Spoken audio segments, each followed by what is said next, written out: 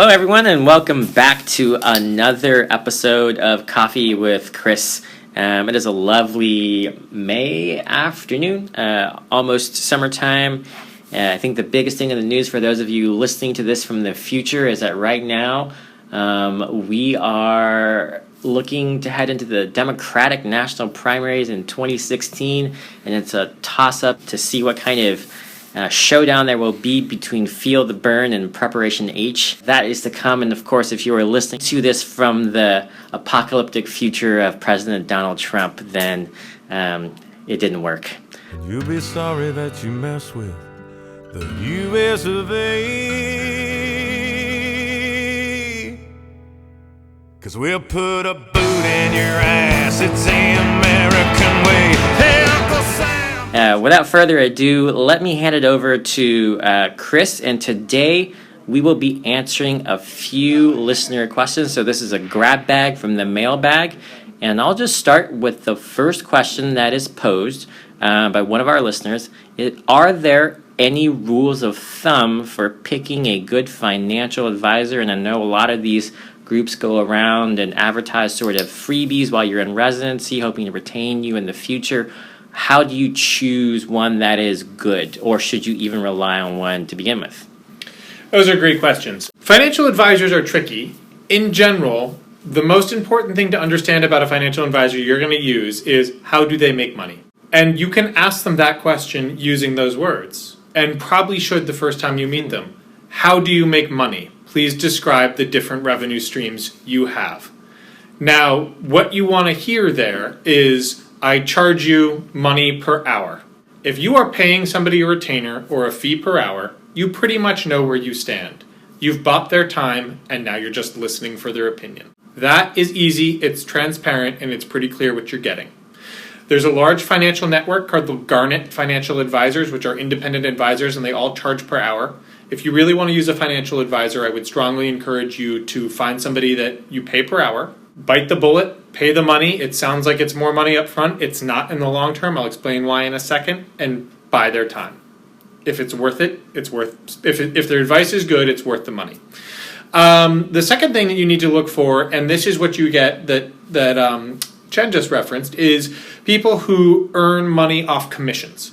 So they will typically have a portfolio of products that they typically offer. So disability insurance, life insurance. And they earn money when you sign up for those. They earn a larger fee when you sign up, and they earn a recurring fee as long as you're enrolled.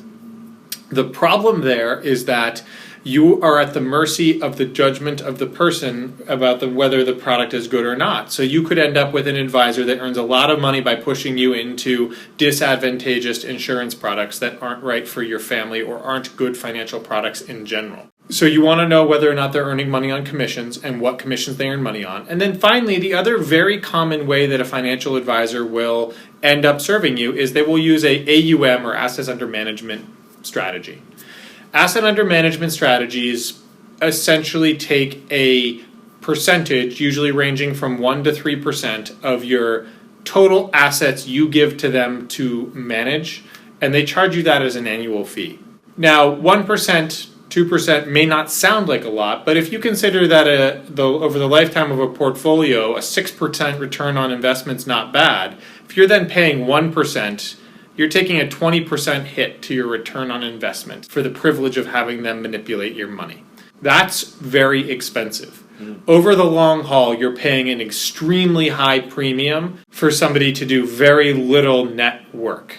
That may be a choice you want to make, but that's something you should think long and hard about, and probably start with a financial advisor who charges per hour first. A newer alternative, which some people are using, are either life cycle funds, which we covered earlier, which essentially do what is advertised by a financial advisor, but charge you, say, 0.025% at Vanguard.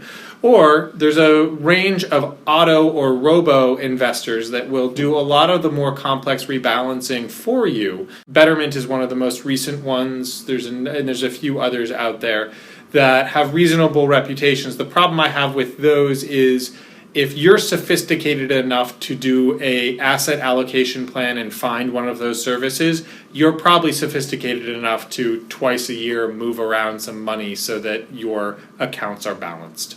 So financial advisors find somebody who charges per hour and find out if they make money on commissions. Perfect. So along those lines, and you just mentioned that some of the retirement funds come back with a return of about 6% or so per year. So that leads us into the next question, which is from another listener about that figure is less than the interest rate on her federal loans for medical school.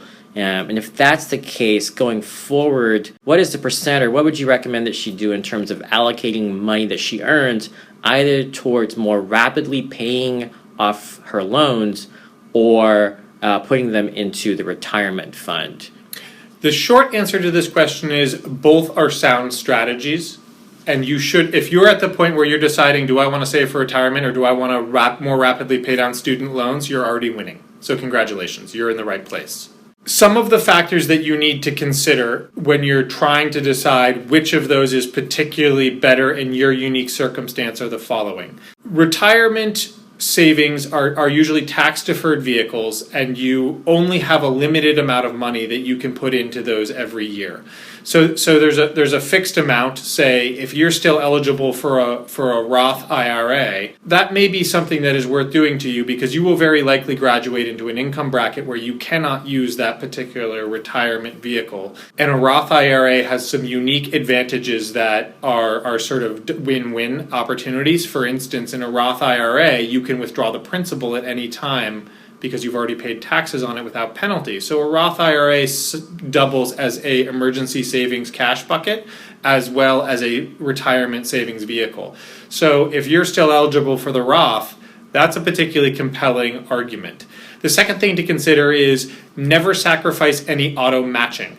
So if your debate is save for retirement or do the maximum contribution to a matched 401 or 403 plan, you should almost always do the matched 403 plan because a matched dollar is essentially a guaranteed return on investment of 100%. You won't get that anywhere else. So make sure you're not foregoing matched dollars and think very hard about a Roth because even if you're losing out on an interest rate basis, the fact that you're building a cash reserve for the future while taking advantage of a tax account that you're unlikely to be able to take advantage of later in life, that adds a disproportionately high level of value. If you start making an attending level salary, then at that point, are you no longer eligible then to put money into a Roth? That's right. So there's an escalating series of opportunities or lost opportunities as you graduate income. So initially, below a certain level, you can contribute to Roth IRAs. At some point, you can no longer contribute to a Roth, but you can contribute a tax-deducted contribution to a regular IRA. And then at yet another point, you can not even deduct your contributions to IRAs. So you progressively lose benefits as your income escalates. For the average attending, you will phase out of all of those retirement options and you will be left with non-deductible contributions to a regular IRA, which the savvy person will then do a backdoor Roth conversion on. Okay, and that's probably a little too complicated for us right now, but it sounds like the take home is definitely make sure you get the free money from the match. So whatever you need to put in that your employee matches, maximize that, and then it's sort of up to you. Yeah, other factors to consider. As you guys well know, student loans are not dischargeable in bankruptcy. So the presence of a student loan is a debt that's significantly more onerous than anything else. You know, as bad as mortgage debt may be according to some people, it has two nice virtues. One, it's tax deductible, and two, it's balanced against an asset. In the end of the day, if worse comes to worse, you give back the house and your mortgage goes away. Yes, your credit gets hurt for 7 years, but you can walk away from that. If you have a federal student loan for $200,000, that will only be discharged if you are permanently disabled. There is no other mechanism to discharge it. It is basically bankruptcy immune. That's a pretty compelling argument, interest rate independent, to pay that off in a privileged position and to consider paying down a student loan equivalent to saving in retirement that's not as tax advantage as the Roth or a match. And just in terms of personal experience, what is the strategy that you've taken?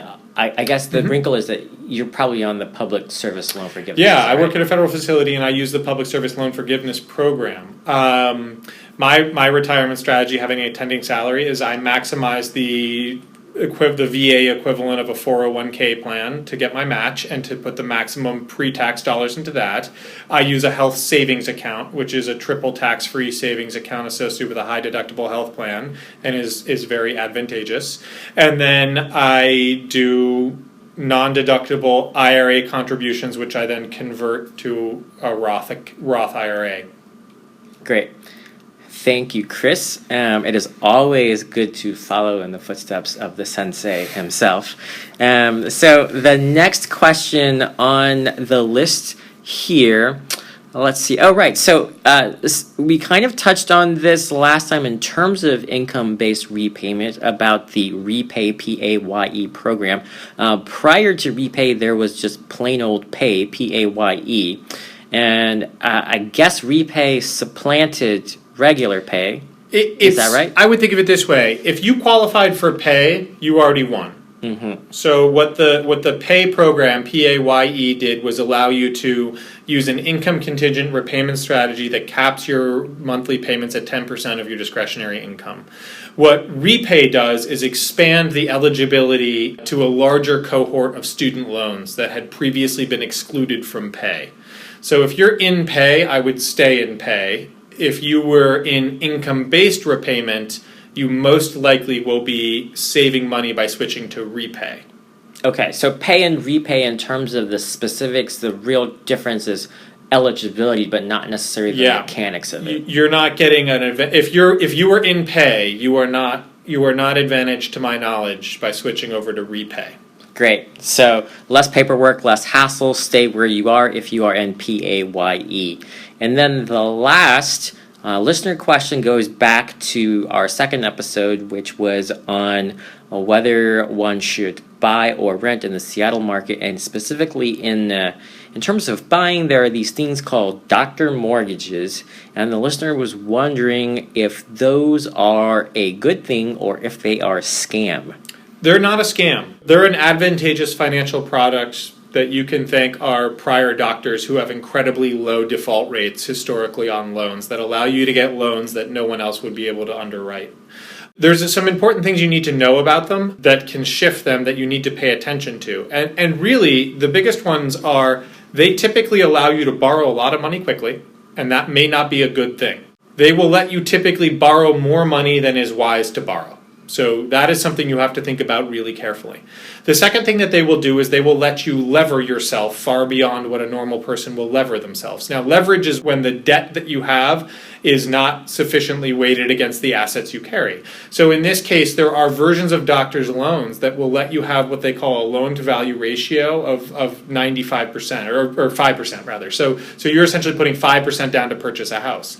Now, that's great for you, meaning you don't need a lot of cash savings at closing, but that means that your mortgage is now 95% of your home value. And if your home value dips even a little bit, you could end up in an underwater mortgage where it is challenging to sell that home.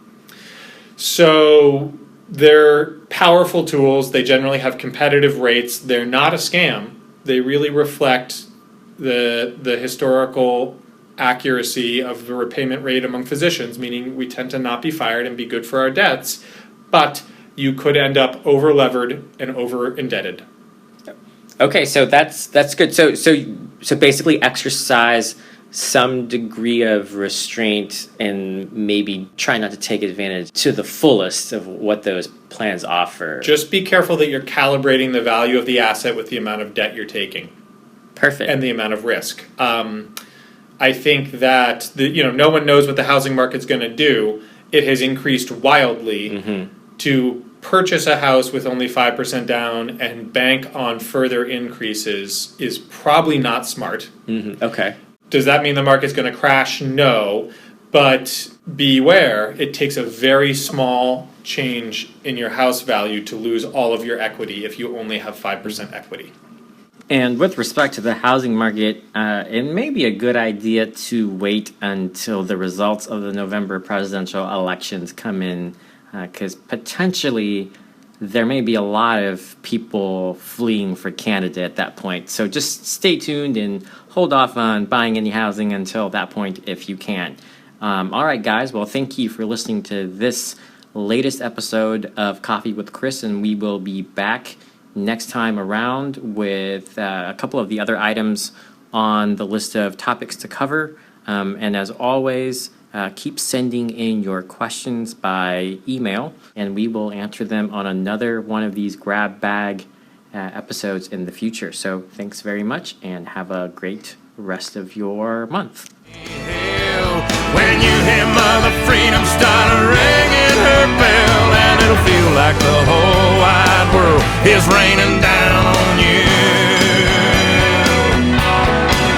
All brought to you courtesy of the red, white, and blue.